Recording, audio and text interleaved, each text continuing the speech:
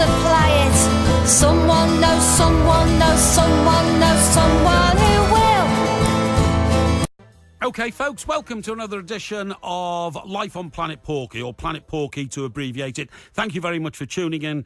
I've had a fantastic response, by the way, to the podcast we've put out so far, myself and my wonderful production and technical team here, and I love the responses I'm getting from you all. Please keep them coming in, okay? Now, I'd like to start the Planet Porky podcast with a statement of intent about things that are concerning me I've seen this week, and I want to start off, believe it or not, with my observations from a public house, okay? Now, as you know, I've been quite a regular user, bladderation in moderation, of course, of public houses for quite a long time, but let me tell you this. Some things about pubs these days are getting on my nerves greatly.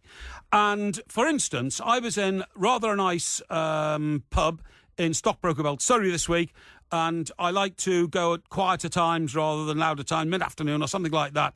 I like to sit at the back, mind my own business, read a couple of my journals without a problem. And then somebody comes in, right, and this pub, actually, the door was shielded from the bar, if you see what I mean. You came in and you had to turn sort of left for the bar, so anybody who came in and turned right could sort of hide away, okay? So this guy comes in and he sits on a table 2 away from me, a high table with a high stool, and he puts his laptop down and he goes off and he gets a cup of coffee. Can you believe that? A cup of coffee in a pub. People want coffee. Please go to Costa or Nesto, whatever it's called, whatever these coffee bars are called, because the high streets are full of them. You don't need to go into a pub to have a cup of coffee. You really don't, okay? And it annoys me when people do. It annoys me for 2 reasons. Excuse me. Firstly, I think public houses should be there for people to drink beer and wines and spirits and all that kind of stuff, okay? But also, I do believe that people queuing up at the bar to buy coffee are a bloody nuisance, an absolute bloody nuisance.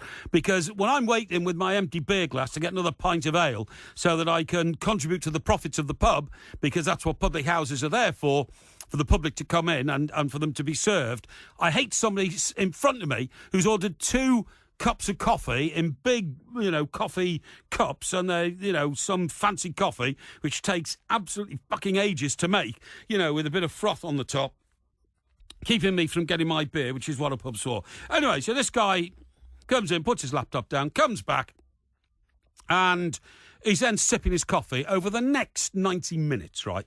And this is massively irritating. And as I have another pint, I'm thinking, I think I should speak to this guy and remind him of his responsibilities about what pubs are for, okay? And if he doesn't like it, then he can F off because he's annoying me. I also thought maybe I would go up to the bar itself, asked to speak to the manager and warn the manager that somebody's sitting around the corner at the bottom there with 1 cup of coffee, using your pub, your public house, with the warmth that you provide, with the Wi-Fi that you're providing, by the way, to address business on his laptop, and he's tapping away at 10 to the dozen, and he's clearly using your public house as his workplace for the price of a cup of coffee. That's not good. Now, in the end, I didn't do either because I'm a decent chap, okay? And I thought, well, I'll give this guy the benefit of the doubt. He'll probably go in a minute, or he'll go in another 5 minutes, or he might go and buy a drink. And I made a wry comment to him at one stage. I sort of said, as I was going to the bar to get myself a refill in my pint glass. And by the way, it sounds like I've had a lot of pints this afternoon. Not true at all. It was just the odd refill, the odd fill-up, okay? And I said, coffee there then, so help concentrate the brain while you're working. And he cheerily laughed and said, oh, yes, smiled, actually, and said, yes, it does. And I said, this is not an office, you know. He said, what? I beg your pardon? I said, well, it's not an office. What do you mean? And I said, oh, never mind. And I walked off to the pub and came back thinking that he would pick up with me when I came back, but he didn't. He just, he was oblivious to it all and just got on with it. Now, I've got a solution for this, because I don't want this to keep happening all the time, okay? I bloody hate it when people come into pubs and don't treat them like pubs or treat them as something else, because the spirit of the English pub, the English public house, is unique. You don't get anywhere else in the world. I've worked around the world and there's nowhere like the English pub. Certainly not in America, because they don't really have pubs. They have bars, and for many, many years they weren't even allowed to have windows in their bars because it was said to be, a throwback to the Prohibition era and all that kind of stuff. But there's nothing like a country pub in America. You get them in Ireland, of course. Wonderful pubs in Ireland, country pubs, beautiful. get them in Scotland, get them in Wales. You don't get them anywhere else in the world. You get like chateau-type places in France, but they're normally like in little town or village high streets where you sup wine. Anyway, getting back to my solution for this problem, right? My solution for this problem is that in future, when people come in, they should have to pay a rental fee for the table in that pub. And I mean this sincerely, folks, because what I would do is I would, if I was the landlord there and a bloke comes in with a laptop, buys a cup of coffee, I'd say, you can have your cup of coffee, sir, but you'll be sitting at my table for an hour and you get the benefit of my light, my heating, my Wi-Fi, which you're going to use. So I'm afraid that table for an hour is £12.50 in rent. That's what I would do. That's what I do, folks. It's a revolutionary idea, but I think it's the only way to go forward to stop people using and abusing pubs. The guy was also using the lavatory facilities, of course. He was also had the benefit of, a comfortable environment around him, all of which is normally called an office, but no, people are now using pubs freely as their office. It's not good enough, OK? Now, I've got another complaint about pubs I'm going to tell you about, and that is that I cannot honestly stand when I go to a bar, and sometimes it can happen early. Sometimes, because in my industry we start very early, I can sometimes be up and about at 4:30 in the morning and in a studio by 6 or 7 o'clock. And so sometimes, by midday-ish or something like that, might go for a quiet tincture because that's the end of our working day. Now, what I cannot stand is going into a pub and seeing somebody who clearly is an experienced bar person, either a barman or a bar lady, who says to you, "Oh, hello, sir." "Oh, right." And then there's some younger person standing next to them. And what that younger person does is, that younger person is being trained on the job, right, to serve beer in that pub, right? Now, this is a scandal. Do you know why this is a scandal? Supposing you are on a train, and a train, of course, is a pretty complicated machine, and they have highly trained drivers on the train to get you from London to Lime Street in Liverpool or to Edinburgh or somewhere else. That train driver's got to know what he's doing. Now, if they suddenly said over the tannoy, "Ladies and gentlemen, thank you for joining our service today. You'll be delighted to know that we have on-the-job training today, and the person driving this train has never driven this train before, but don't worry, an experienced guard will stand next to him and watch him as he's performing the driving duties on this train, and if he makes a mistake, the driver will correct it." It could be too late. What I'm saying is it not a scandal to have training on the job like that? And isn't it a scandal that somebody who's serving your pint has never served it before? And what happens is it comes out half full in the glass. It comes out all frothy or unfrothy. It comes out flat or it's not right. And then this person's usually a young person. And by the way, we've got a labour shortage in this country. So this is going to happen to you folks. It's going to happen to you all the time. We have a labour shortage in this country. And because of that labour shortage, you'll see in most bars and restaurants in this country, in the United Kingdom, a sign in the window saying bar staff required, waitress help required, chefs and cooks required. And these people are being trained on the job because it's a cheap way of training. This is simply not good enough. What they should do is they should have a training school for barmen, barwomen, cooks, anybody else who works in the licensed trade or the catering trade, like they do in America.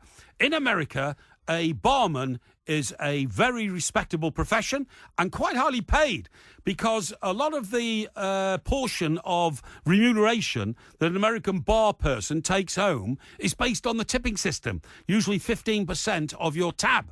Your tab, of course, being when you run up a bill with you with friends and you say, "Hey, Frankie, open me up a tab. I'm with my friends here." And they open up the tab, and then after a couple of hours, you say, "Okay, Frankie, give me the cheque." And you get the cheque, and then the cheque comes with the agreed unwritten code of 15% on top of that.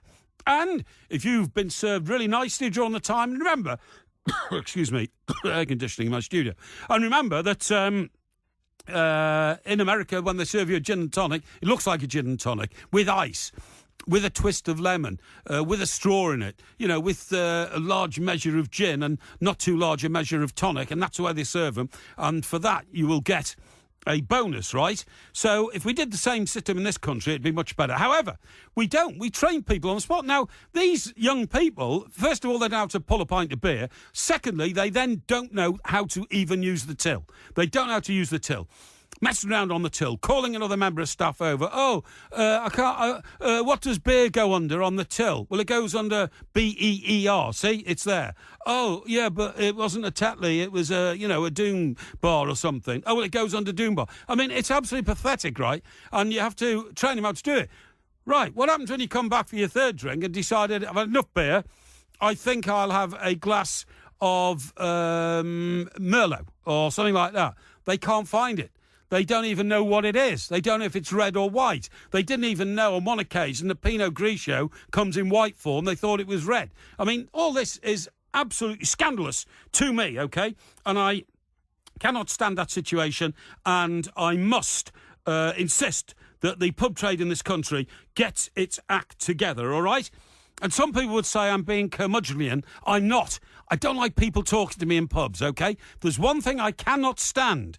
There's one thing I cannot stand is when I'm sitting there minding my own business, reading my journals, and somebody comes in and comes up to me and says, "What a beautiful day." I don't care. I don't want to know about a beautiful day.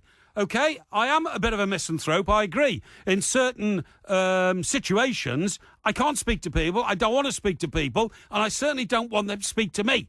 So I never look people in the eye. I always avert their gaze. I try and keep my head down. There are situations, of course, when people want to talk to me because of what I do. And this is Planet Porky, and I am the Porkmeister. And, of course, I greet them warmly. And if they want to have their picture taken, I'm all for that.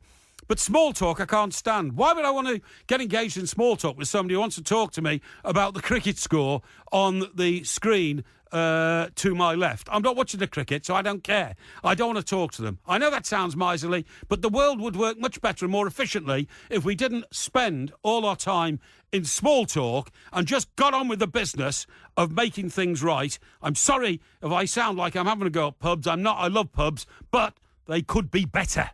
Just around the corner, next to Greg's and the old DSS.